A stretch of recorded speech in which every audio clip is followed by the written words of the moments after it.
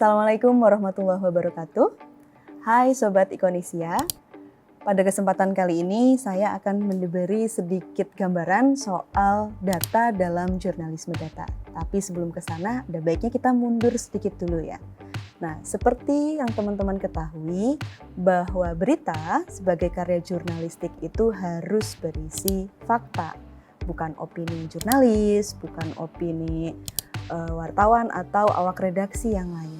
Seperti ada gium yang sering kita dengar di dunia pers bahwa fakta itu suci. Nah, fakta-fakta itu bisa kita dapatkan menggunakan berbagai cara. Ada wawancara, observasi, dan riset. Lantas, apakah ketiga cara itu bisa digunakan dalam pemerolehan data dalam jurnalisme data? Tentu saja bisa. Nah, apa sih yang menjadi pembeda antara jurnalisme konvensional dan jurnalisme data yang kini lagi ngetren? Dalam jurnalisme konvensional itu, data atau informasi diperoleh melalui tiga cara tadi ya. Biasanya seperti itu, mengandalkan wawancara, observasi, dan juga menggunakan riset-riset dokumen untuk memperoleh informasi. Laporannya seringkali berbasis narasi dan pernyataan dari narasumber. Jadi ada quote-quote-nya seperti itu. Tools yang dipakai baik dalam pemerolehan data atau juga dalam penyajiannya juga cukup sederhana. Nah, sementara dalam jurnalisme data, fokusnya pada pengumpulan dan analisis data dari berbagai sumber. Ya, misalnya data-data dari pemerintahan, lembaga riset, survei, atau open source yang lain. Nah, biasanya dalam proses jurnalisme data ini, jurnalis bekerja sama dengan data scientist karena mereka akan membantu untuk mengolah ide yang banyak dan juga kompleks. Nah, kumpulan informasi ini, kumpulan data ini nantinya akan digunakan untuk pemantik ide, bisa sebagai pemantik ide, atau juga membuat analisis atau mengungkapkan narasi atau ide, tulisan, isu yang ingin wartawan fokuskan, yang ingin wartawan highlight dalam pemberitaannya. Kompleksitas jurnalisme data, baik dari pencarian datanya sampai ke penyajiannya itu bisa terakomodir karena sudah terfasilitasi di era digital ini. Jadi jurnalisme data juga berkembang karena era teknologi seperti sekarang. Nah, dalam jurnalisme data setidaknya ada 3 jenis sumber data yang bisa kita pahami. Yang pertama adalah data primer. Data primer ini merujuk pada data-data yang didapatkan langsung oleh wartawan atau redaksi itu sendiri. Misalnya survei yang dibuat sendiri tentu saja, dan juga wawancara. Sementara ada juga data yang kedua yaitu data sekunder.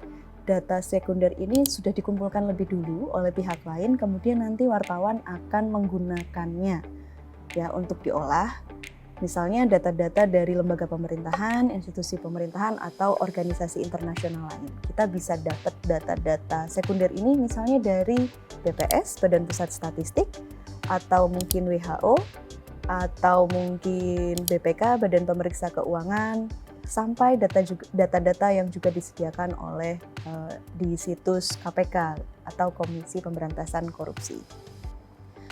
Yang ketiga, ada data open source atau sumber terbuka. Nah, data ini sifatnya itu bebas, tersedia di internet. Biasanya juga dirilis oleh pemerintah, lembaga survei, NGO seperti itu. Nah, data dari portal pemerintahan ini biasanya bersifat open data platform. Misalnya, nanti teman-teman bisa membuka website datacatalogs.org. Nanti di sana akan ada banyak pilihan. Misalnya, teman-teman ingin tahu data-data apa aja sih yang tersedia soal Indonesia gitu. Nanti kita tinggal klik saja di fitur pencarian Indonesia, nanti akan muncul beberapa situs yang akan mengarahkan kita ke sumber-sumber data di Indonesia. Misalnya kalau kita klik Indonesia, nanti ada muncul, kita akan diarahkan ke data.go.id. Nah, di situs itu akan disediakan banyak data yang bisa membantu atau bisa menambah argumentasi kita dalam pelaporan jurnalisme data. Nah, bagaimana cara kita mendapatkan data itu? Yang pertama, yang paling mudah dan yang paling sering digunakan oleh wartawan adalah langsung masuk ke website itu. Tadi misalnya kita mau mencari data di Badan Pusat Statistik, kita langsung saja ke website BPS seperti itu. atau mungkin ke websitenya BMKG atau mungkin ke Kementerian Pendidikan. Nah, di situ biasanya ada data-data yang disediakan. Data-datanya ada yang mentah ya, yang bisa langsung kita olah, atau juga data yang harus kita olah juga menggunakan tools-tools tertentu. Nah, selain itu kita bisa juga langsung minta ke suatu badan atau organisasi. Nah, biasanya mereka itu punya lembaga survei yang biasa membuat penelitian dan lain-lain. Nah, kita bisa minta data mentah ke mereka. Biasanya mereka sangat terbuka kok dengan hal ini. Kita juga bisa mencari di situs-situs open source ya, seperti Satu Data atau tadi data.go.id, data.gov seperti itu. Kemudian kita juga bisa menggunakan data-data yang banyak sekali ada di media sosial, misalnya di Twitter, Facebook, Instagram, atau bahkan TikTok. Jadi itu juga bisa menjadi sumber data bagi proses penulisan jurnalisme data seperti itu.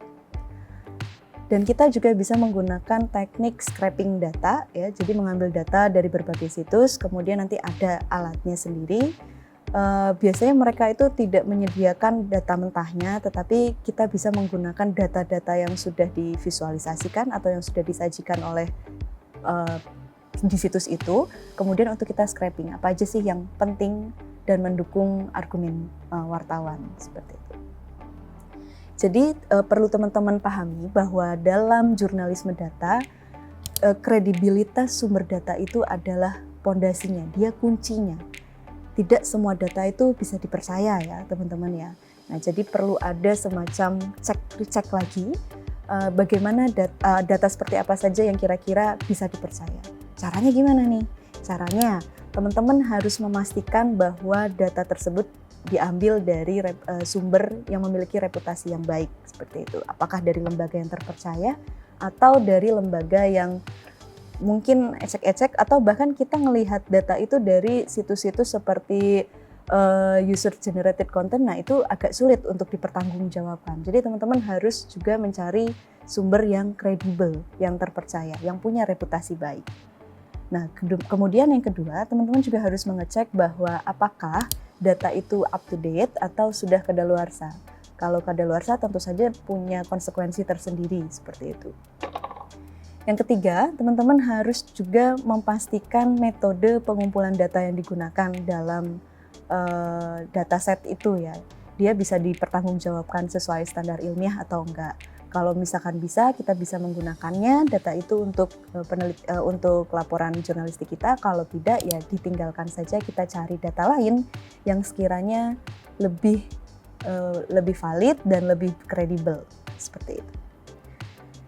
Jadi seperti yang saya sampaikan tadi, bahwa sumber data dalam jurnalisme data ini adalah pondasi gitu. Dia menentukan seberapa baik dan seberapa kuatnya produk jurnalisme yang teman-teman akan buat. Memilih sumber yang tepat, memverifikasi kredibilitasnya, dan juga menggabungkan berbagai jenis data dari berbagai sumber bisa menghasilkan laporan jurnalistik yang tentu saja lebih berkualitas dan akurat dan tentu saja lebih informatif. Demikian teman-teman, terima kasih. Assalamualaikum warahmatullahi wabarakatuh.